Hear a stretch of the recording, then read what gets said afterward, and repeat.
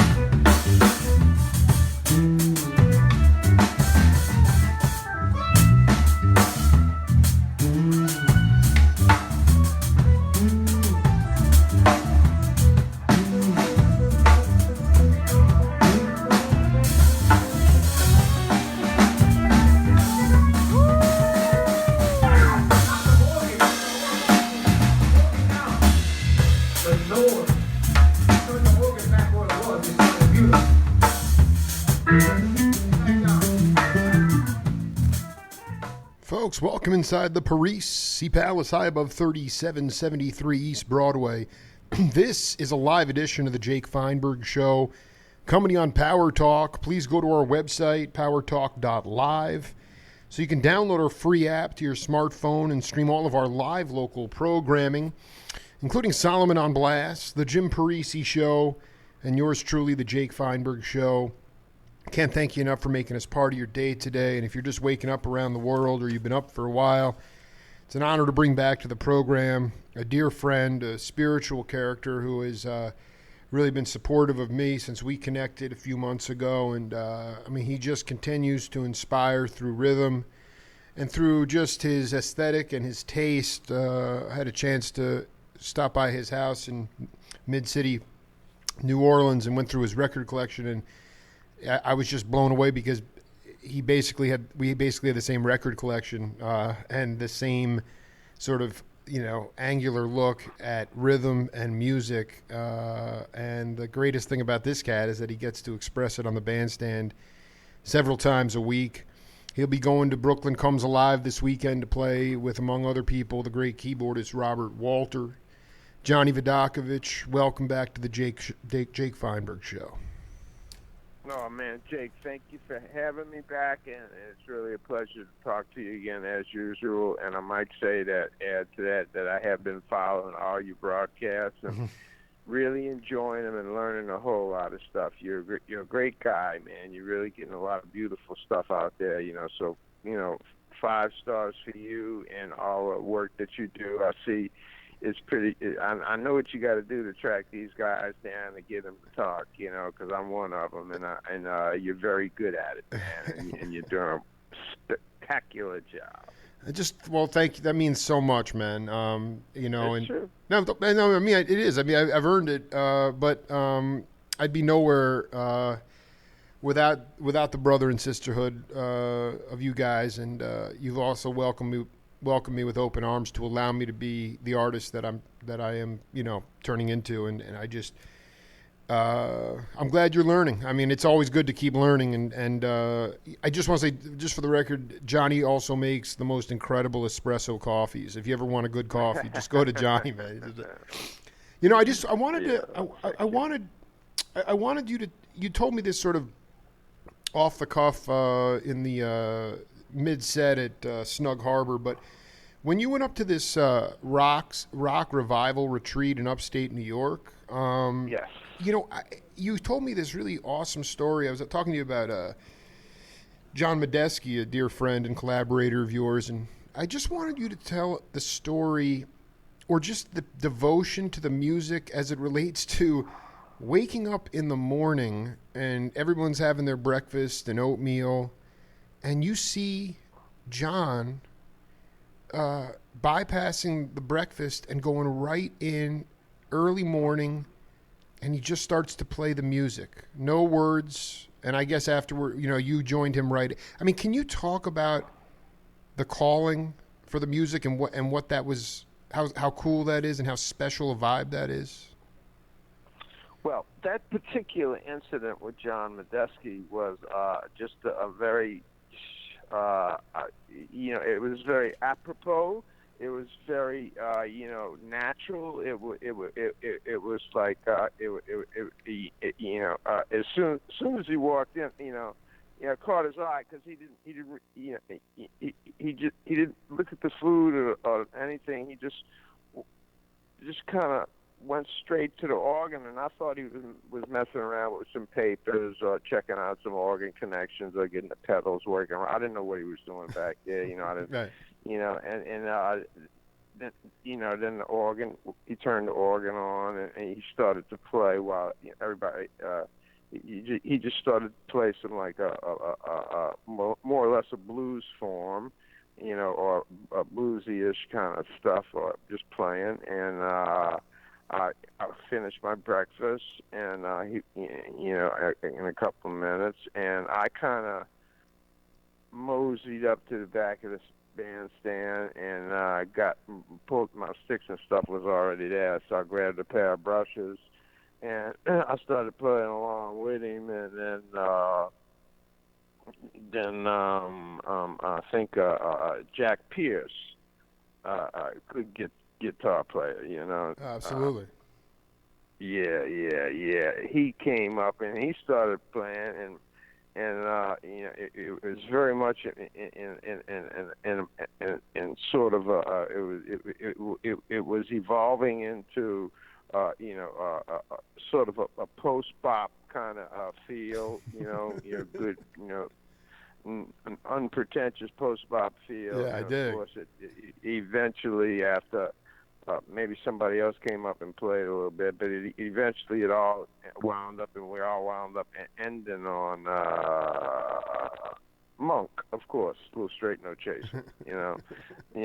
So the F Blues turned out to be Straight No Chaser, and but basically it was just kind of grew.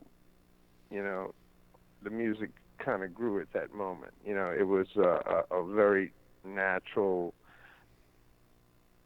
fun thing to be part of, watch it happen, and from all sides. It was a good movie.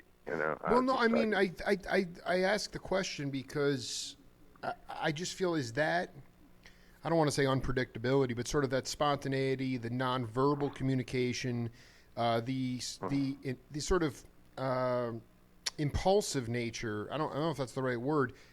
Do you feel like that is what you guys, as the old guard, can give back most to the younger cats? Is just this idea of saying it's not a linear thing. You have a schedule. Obviously you don't want to just be, you don't want to be taken off to the deli and grabbing a six-pack or something. But it's like, maybe you have a master class at 10 a.m. so you want to eat breakfast, and then but all of a sudden it's just like, no, we're just going to do it off the cuff. I saw the same. That was one of the most special moments. Was Aaron Neville's birthday? Was just to see. I mean, David Garibaldi shared that video of you and Aaron, and he was just, the one word he said was, "Wow!" And I think it was because you guys played spontaneously, like organ, drum, just that's what we came in listening to for 20 minutes while they mix the sound. Aaron's like, turn it up. It didn't have it didn't start at the beginning of the gig, right? It just started. It just starts. And that's what I want you. I mean, what is your biggest contribution at these festivals? I mean, don't you think it's some of that spontaneous stuff that might be your biggest contribution to let these cats know that I don't know. Go ahead. It's not, I mean, none of the excerpts I put up that I choose to transcribe, the journeys that I've been on just going relentlessly, there's not a lot of logic to it, but you just get into it and you're in the moment and it's not a linear thing. And then it turns into this beautiful jam. And I just kind of want you, do you think that is, I mean, were the younger cats sort of inspired or surprised by it? I mean, what do you think is your best way to give back to younger cats outside of just playing gigs? Well, the spontaneous act of playing, is to me is very much just a spontaneous act of having a conversation with somebody. I mean, you can have a conversation with somebody without, saying we're going to meet at 1 and we're going to talk about, this or that. In music, you can say the same thing. You can just walk up to each other and start. As soon as one guy plays one note, or if one guy doesn't play a note, then the other guy will. And before you know it, the conversation has begun, and before you know it, you have a topic, and before you know it, the most important part is you're understanding each other's viewpoint, and for sure, just as you would in conversation, you give the other individual opportunity in respect to what he's saying or not saying, and then you can say or not say something pertaining to the subject. And I think music is the same way. It's conversational, and it doesn't have to be a pre-planned conversation, or it can be, but it doesn't have to have a pre-planned subject, because one will evolve eventually. Once you start playing and listening to one another is the most important part of spontaneous, off the cuff, what we're talking about, improvised, spontaneous, no pre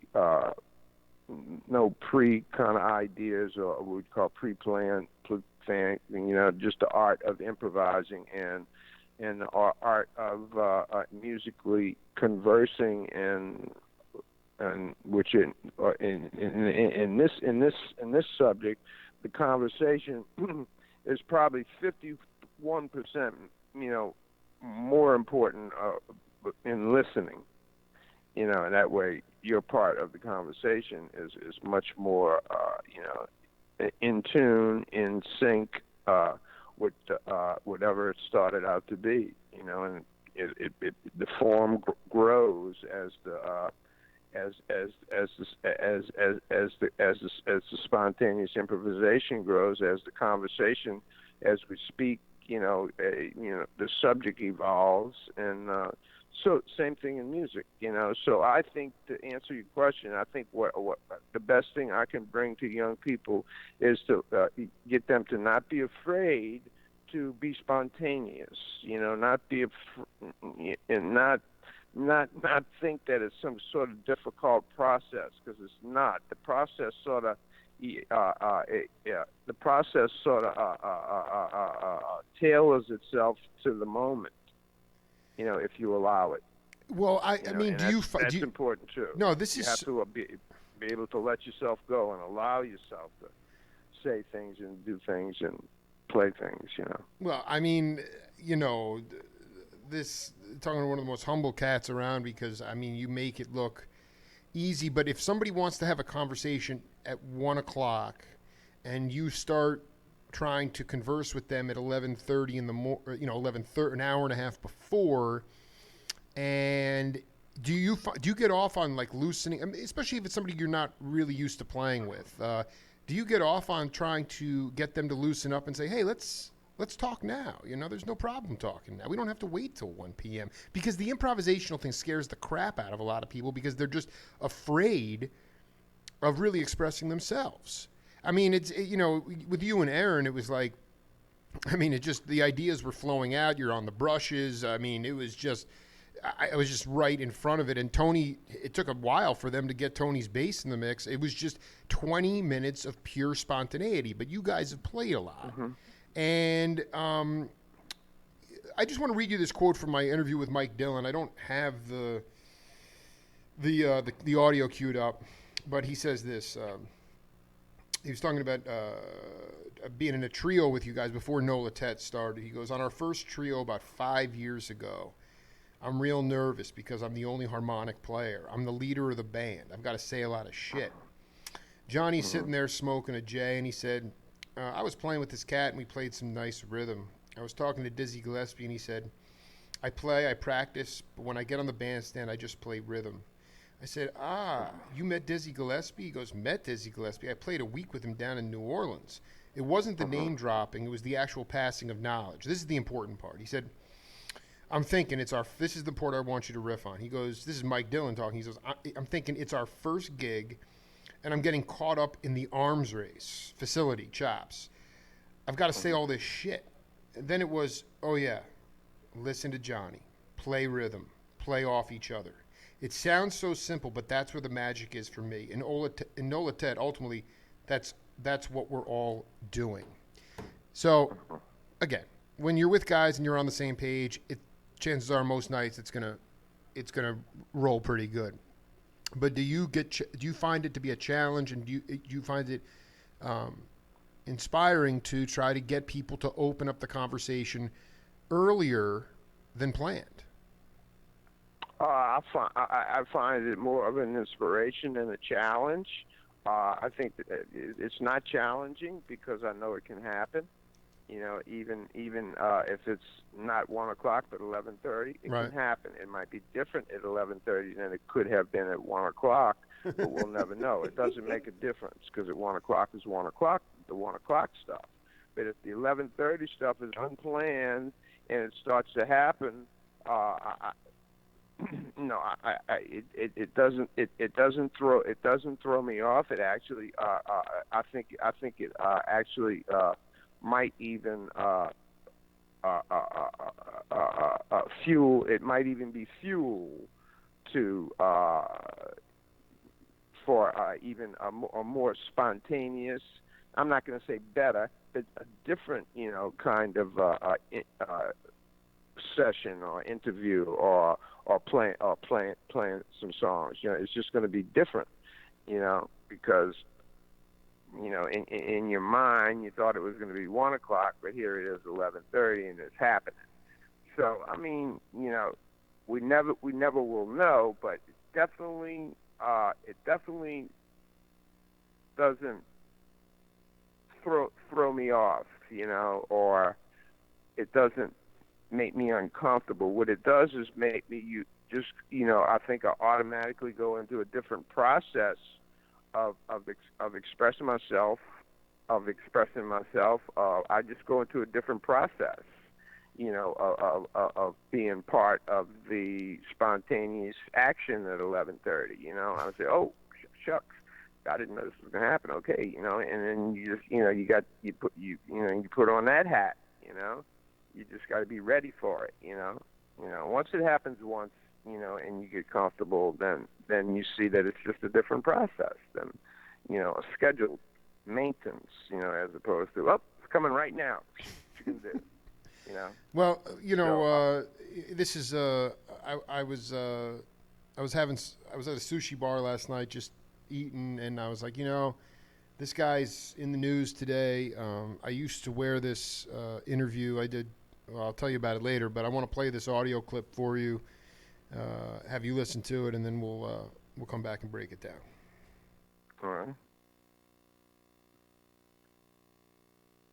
To go down the steps, 52nd Street, Birdland, with the brand new Mrs. Cosby, who is a woman of the temps and does not and thinks that jazz musicians are just not behaving well people, and to sit after I finish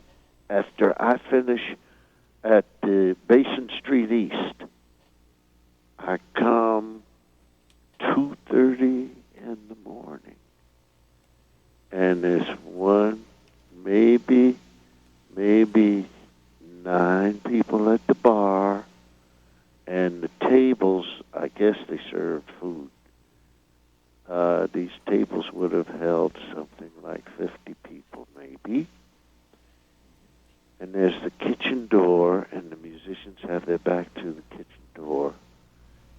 And there's Alvin and McCoy and James Garrison. And I have some money now, so I take my wife.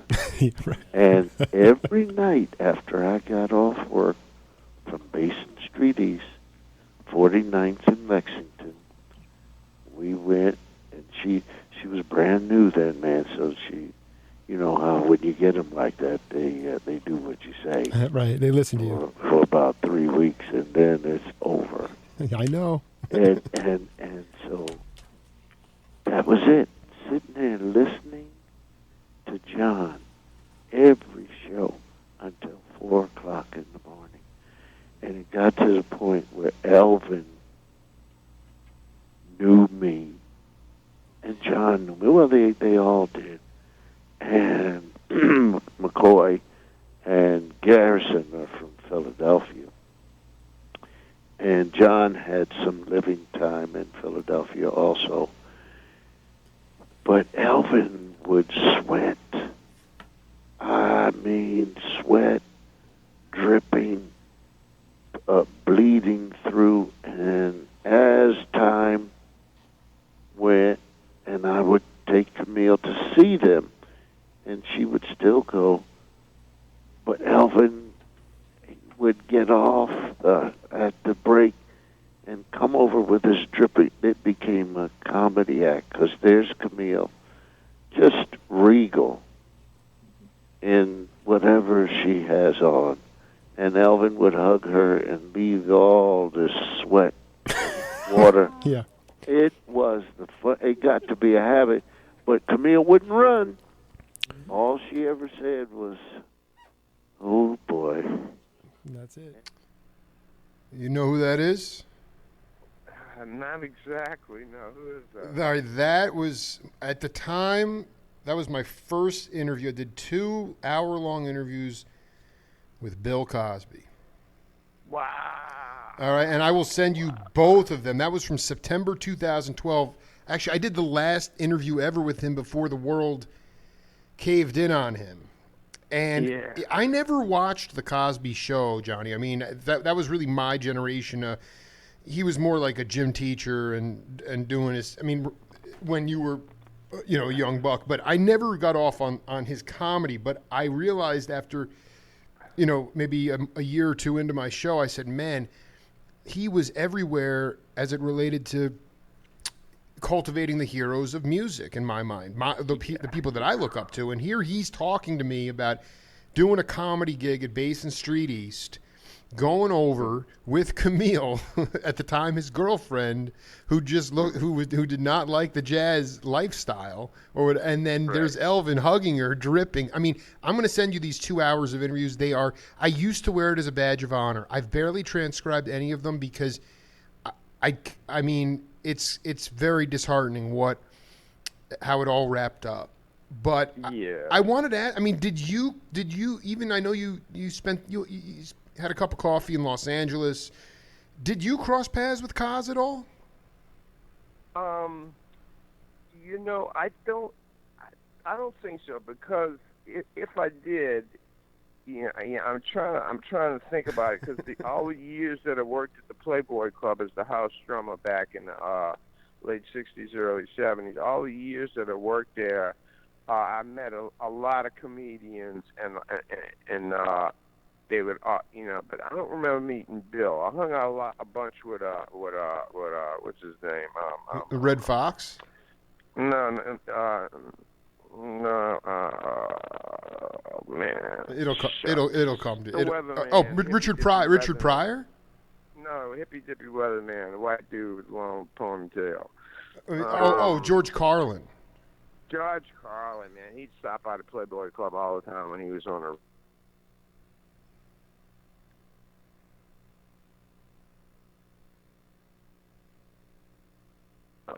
Crosby. I don't remember meeting, if he came by or not, but I know from everybody else that he was a great supporter, and he has a lot of knowledge, and he did a lot for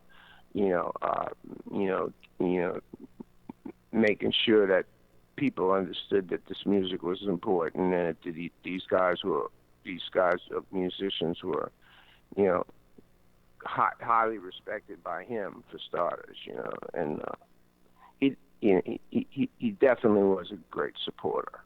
I mean, what did you? I remember McLaughlin when I've done several interviews with Johnny, and he talked about literally Richard Pryor opening for Miles Davis, and at a certain point, the crowd they had to tell him to stop because the crowd was laughing. They were in pain. They were laughing so hard. And can you talk about did Carlin just come to hang, or did he open? No, he was doing concerts. See, he had already finished being a circuit comedian. He was now doing concerts. I think concerts. He was doing a show at say Tulane University or Loyola University or UNO. They would have, and so after he would get out of that, he would come hang at the Playboy Club. This is and is that where I would like you to talk a little bit. I mean, Bill was integral. First of all, nobody knows this. He was a bartender. Ramblin' Jack Elliott, the folk singer, discovered him, and then in Philadelphia, and then invited him up to the Gaslight Theater, and that was his first gig. Was opening for a folk act, and then so he did all this stuff on the East Coast, and then the house that Jello built, he moved out to the West Coast, and he'd have Willie Bobo on his show and Jimmy Smith on his show. This is when he was a gym teacher, Richard Groove Holmes. Right. I mean, to me, it was the crossing over of the multi-entertainment aspect really lent itself to the. It just made the music more colorful too. I mean, you'd have Will Chamberlain showing up. To see George Duke and Al Jarreau at the Half Note in San Francisco. Were there luminary athletes when jazz was really the popular music, even at the Playboy Club? Did you get a chance to? I mean, were there politicians or were there athletes or that? They were all at that time the Saints had just started. The Saints started around '67. Archie Manning. And I used to in that beginning, the Saints played at Tulane Stadium. They didn't have a Superdome back in those days, and they played at Tulane Stadium. Oh, I love it. And they needed a band, so they hired the Loyola big band, which was a big band, and had big band charts, and was a very good big band. And we played on the sidelines next to Al Hurt's quintet. And of course, I got back in the game. The Cats, from the football guys, and the Jazz also. The New Orleans Jazz was also the basketball team. Was also was born there too. In New Orleans at Loyola Fieldhouse, and I also played in that smaller type of band that was on the side of the court. Anyway, but those guys would, when they were hanging, they would go to the Playboy Club, and I would hang with those cats, man. Ernie Wheelwright, Kenny Stabler, Man, they would come to this one place at the Absent Bar where I played on Bourbon Street, Bourbon and Concert. I had a blues gig with Bluefoot Camp, big band blues gig, and we played from 1:30 to about 5:30 a.m. And sometimes those guys in the Saints, I remember Kenny Stabler in particular, him and Ernie Wheelwright, man, they would come up in the Absent Bar about 3:30 a.m. on a Saturday night before the game on a Sunday morning, be hanging hard, right? Hanging from the rafters. Sometimes they just wouldn't let me get out of there. They were big dudes, They get you trapped in a little corner bar, and they start drinking and carrying on and having a good time. And I'm thinking, Mark, don't you cats have to be out on the field like at 10 a.m. warming up or something like that? Well, it out, man. Anyway, yeah, I hung with a bunch of those cats. I read Stabler's book, The Carnage That Went Down during minicamp, whatever that was called at the time. But the dude those guys were just burning it at both ends. But it's just interesting. Literally that interview with Kaz was from September 2012. 6 years later, the man is going to jail. It's unreal. Yeah. Well, it's just a sad thing. Did you situation all the way around for everybody? Well, no, I don't excuse his behavior, and quite honestly, yeah, it is what it is. I thought it was pertinent to what we were to what we're dealing with in society. Would you say that? How do you wind up playing with Milt Jackson? He was coming to town to play at a place called Lou and Charlie's on North Rampart, and they needed a rhythm section to back him up, so they got me, a guy named Frank Pizzullo played piano, and a great bass player named Bill Huntington played bass, and maybe James Singleton played one night, and Bill played one night. I can't remember. I played about 2 or 3 nights with Milt. But anyway, I was the drummer that was hired to back him up. It was a quartet, piano, bass, drums, and vibes. And we played a couple of nights at Lou and Charlie's. And yes, I was hired, to be in the rhythm section to back him up. So that's how I got to meet and play with Milt Jackson. And the same thing with Dizzy. I didn't play with Dizzy for a week. We should correct that information. Right, you're right. It was just one concert, and then I went to a motel where he was staying called Mason's, and I jammed with him there in the bar in the hotel. But I jammed with a lot of cats there in the bar in that hotel. That list goes on and on. I can't even remember. But anyway,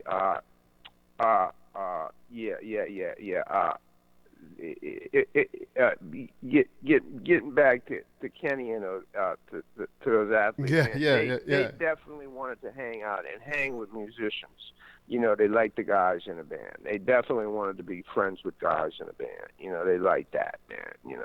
They liked talking to you. They liked hanging with you. They wanted, they liked to laugh with you, like to drink with you, all that stuff. They liked the music.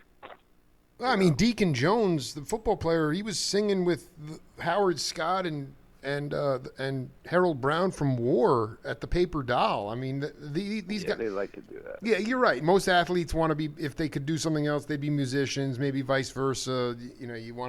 Musicians want to be athletes, but it's just shucks. A lot of them just want to hang and listen to the music and be there. They like that, man. I guess it's. I see a strong connection between, a lot of games and music. To me, tremendous parallels. I get tremendous inspiration and ideas from watching certain sports, Could you give an example?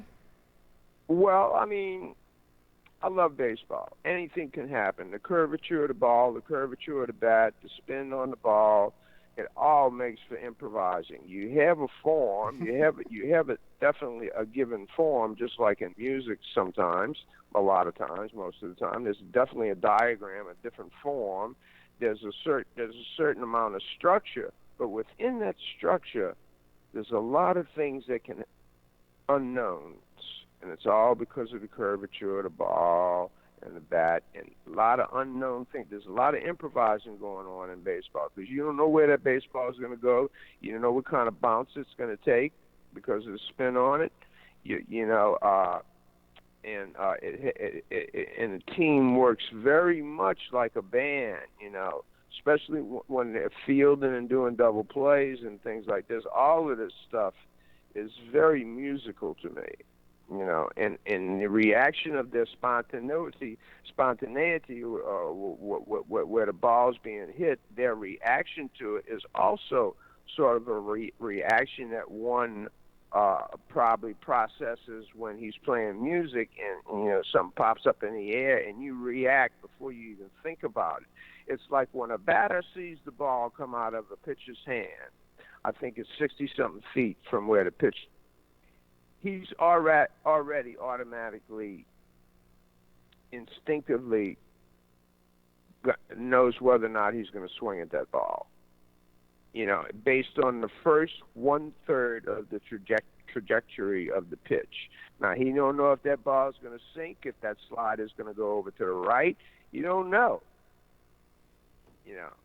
So. Well, it's funny because unknowns going on in baseball that people don't know about. Well, people know about it, but I mean, there's a whole lot of musical parallels that I draw. I start to play stuff based on a trajectory of what a guy's playing.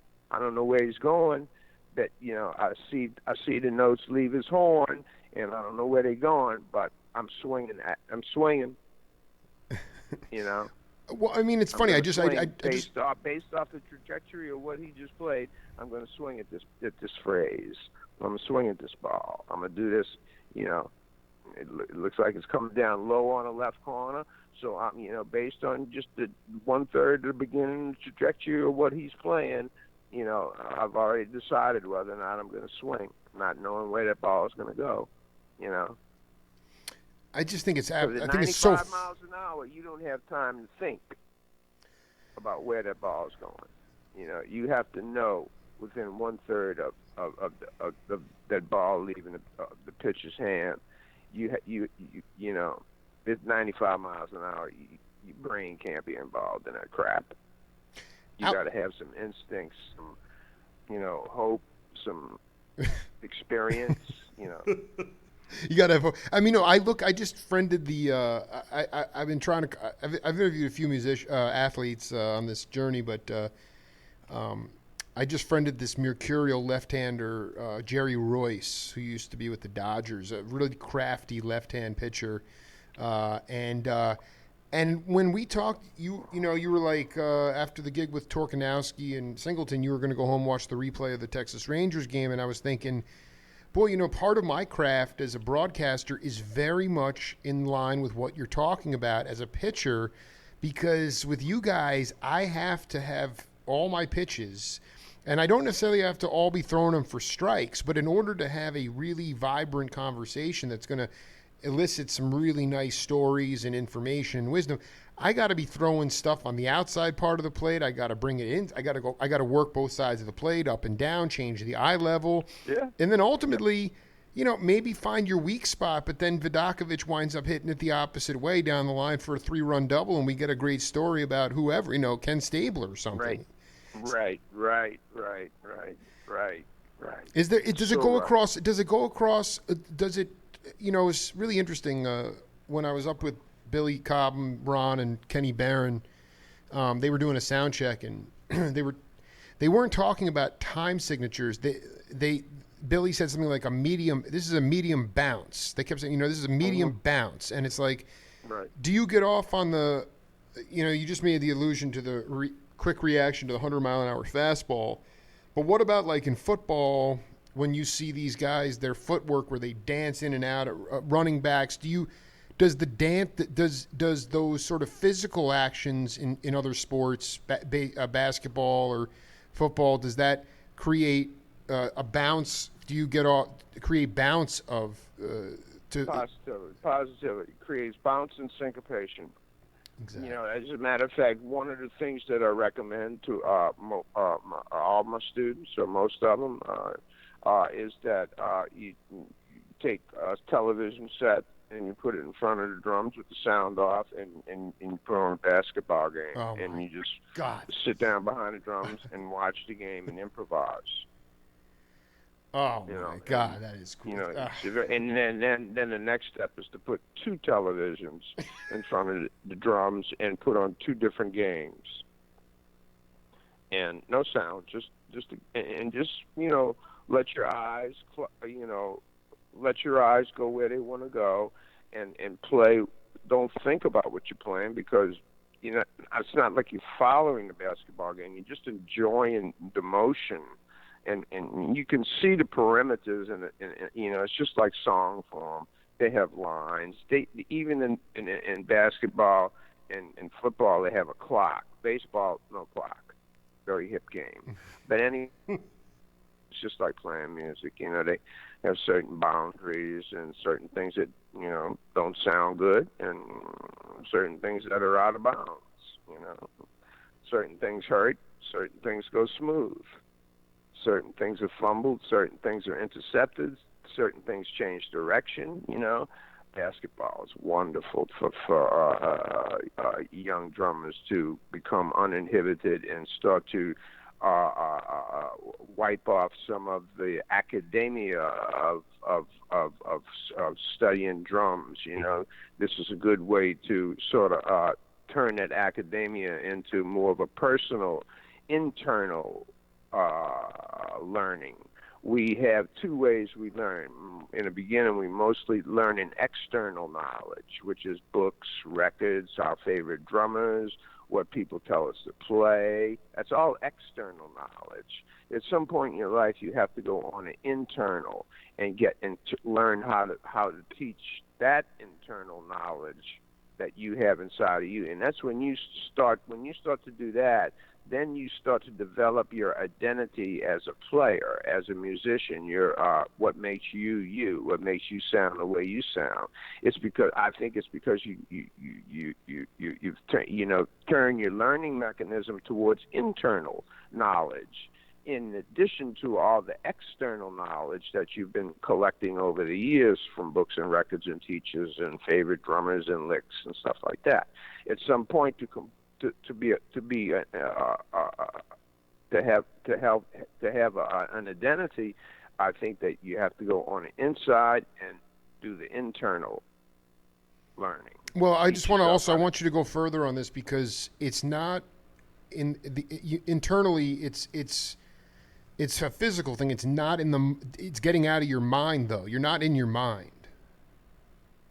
Well, I'm trying to dig into what we call our soul, or our imagination, or our character, or our personality, and that to me is coming from the inside.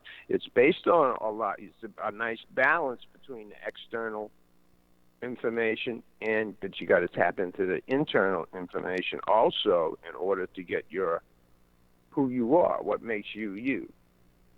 What makes you sound the way you sound. Why guys say, man, who are we going to get for this track?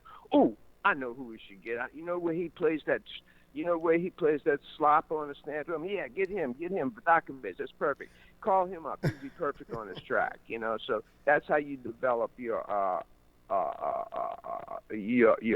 personal identity, is to search your inner self, and teach your inner self to bring it out. You talk about trajectory. It's like, some cat, Josh Hamilton, hits a 400-foot homer into the second deck. I mean, are you watching the trajectory of the ball and playing off how high, the way it keeps going and going and going, the same way you might, play off some. That's a very stimulating idea there. That's a very sounds like a solid, valid lick. I just next time I see. On the other hand, it Go could be just the opposite. It could be a long pause, couldn't it? While that ball's sailing through the air, it could be one big breath. Wow. It could be. It could be, depending on the individual. Well, I absolutely think it would be scintillating next time we get together in person is to get a couple of TVs and you can demonstrate playing in front of TVs with the sound off. Well, then I'm gonna put your ass down in the chair too, and you can do it. Dude, listen.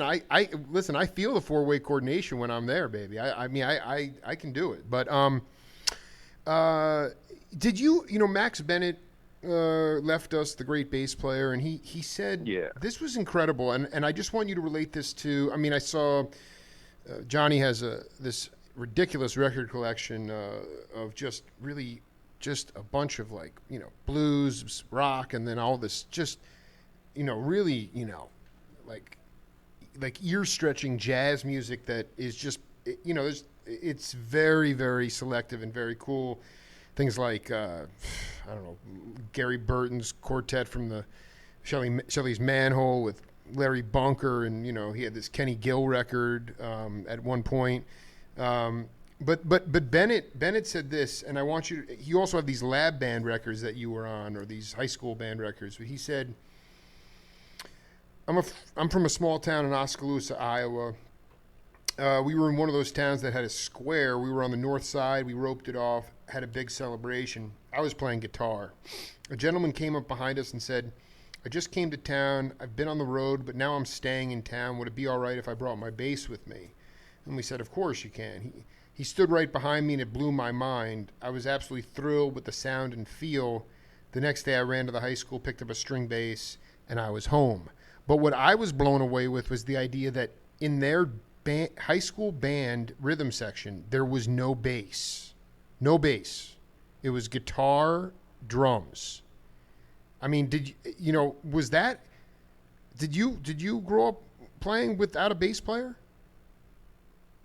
For a long time, when I was young, yes, bass players were always hard to get. And as soon as a guy learned how to play bass, man, he definitely had a job. So they were hard to keep. Now, why was it? Why? Because I know, like Abe Laborio. What's interesting is he went to Berklee School of Music. He couldn't get a degree in the electric bass because there was no literature written about it. I'm talking I'm just. Why was the string bass not? Why was it hard to find bass players? Because as soon as a bass player got good enough on the bass, he could get a job. Everybody needed a bass player. So it was hard to find them because most of the bass players were working or busy all the time. But I mean, what I'm saying is, how did it lend itself to your not having what we now know is like, quote unquote, a traditional rhythm section? What was it? Mm-hmm. How did it provide? How did it help you become the musicality of as a drummer without? Well, it made me stronger because I was a little bit more responsible, for the downbeat, so it made me stronger, and when we did put a bass player in the band at school, a lot of times it would be a tuba player, and he would just have to learn the first 2 or 3 positions of the bass, half position and first position, and and maybe a little bit more, and he could basically, if he could get that together, he could basically get through the charts, So a lot, and then even sometimes it would be a drummer, another drummer would play the string bass, and the teacher just say stay down low and keep walking, and he would just chromatically walk, and a lot of the notes wouldn't be right, but at least the sound of the bass would be down there, And it was not big amplified days in those days, so it wasn't a loud thing. The bass was more felt than heard anyway. You know what I'm saying? Oh, I love that. Like well, I mean, that. it's always better to be felt than to be heard. Yeah, and so I mean, I think it made me a little bit more of a solid vertical drummer. And it also made me have a whole lot of appreciation for when I did get to play with a bass player. Boy, I felt all kind of, freedoms, and I felt the collaboration of what it's like to collaborate on the downbeat on a beat with another guy, who's on the same page as you, and that, like the bass player, for example, what we're talking about. So when I did get the opportunity to play with a good bass player, I mean, it was like I was ready for it. I was ready for it. I was in love. And that's when I truly learned that a drummer's best friend is his bass player. Well, we got one more audio clip here. This weekend, unfortunately, I just don't have the budget to get up there. But Johnny's going to be in New York, in Brooklyn. Brooklyn Comes Alive. But this was very touching for me. I caught this on camera, and let's listen to it, and we'll come back and talk about it. All right. Old corn cob pipe, it's so mellow and right. You needn't be ashamed of him. Every Friday he would go fishing.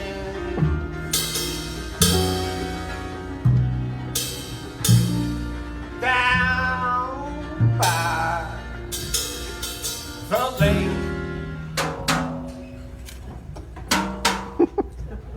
but he would only catch a perch or two. A great big whale got away. I guess we'll just warm up his stay.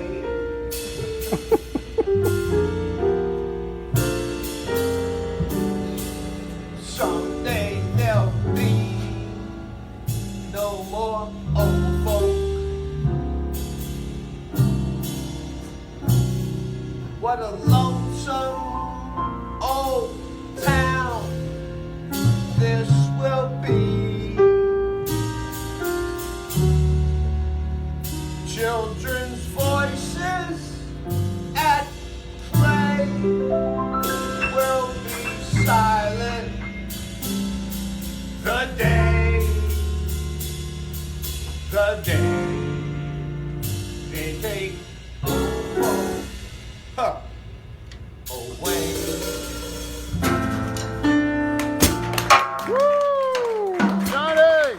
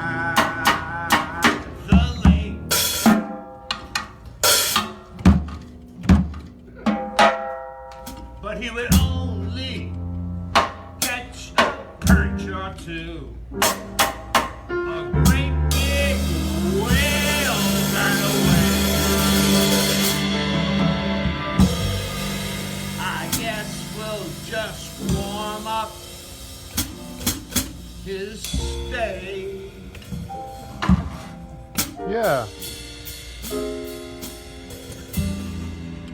Someday there'll be no more old folk.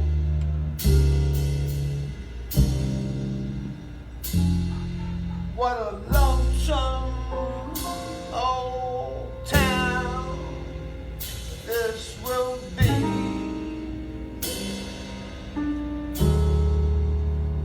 Children's voices at play will be silent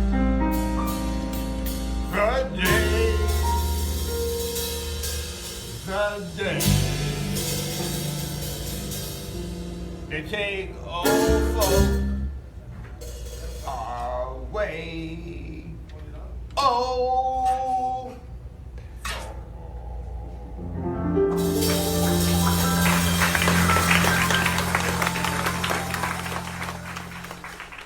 Children's voices. I mean, Johnny, thank you, man, for.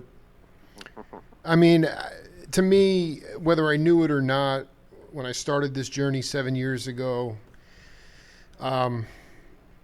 that's my whole point, is that I want to listen to my elders, people that have been on this planet a lot longer than me, and it turns out that I wind up connecting with cats that are able to express themselves on the bandstand. And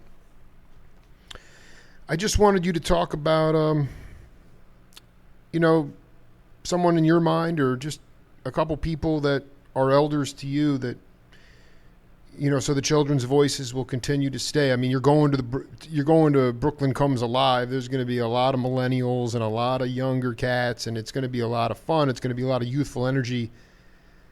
And then there's cats like you, man. And I know you definitely feed off that energy too, but I don't know. Can you just talk about some elders that still hold sway with you?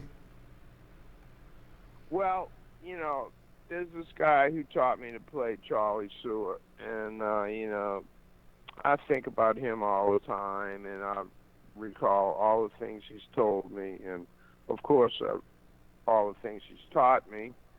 And, he's just somebody in my mind all the time, because there's a certain thing about his touch and the way he looked at music. He didn't look at it complex. Everything he taught me and showed me and pointed me towards was a practical thing, something that I could definitely apply on the bandstand, What's an example? Give an example. Like one time I went to him, man, I said, man, I'm playing in this band, and they asked me to play a rumba, and I don't know how to play a rumba. And he says, it's just mostly Latin instruments, like conga drums and timbales and, music shop. So he showed me some stuff on the drum set that would get me through a rumba, not being a Latin player, not playing Latin instruments, but this was what I would call Bank Street version of a rumba. Right, right. He taught me a lot of practical things. He took the academia out of the academics and made it much more practical, usable, 90% applicable information. And to always just be thinking about him, and and thanking him more and more in my mind. And the older I get, realizing that when I was a little boy, he was giving me this very valuable information that was all applicable, that I would be using for the rest of my life.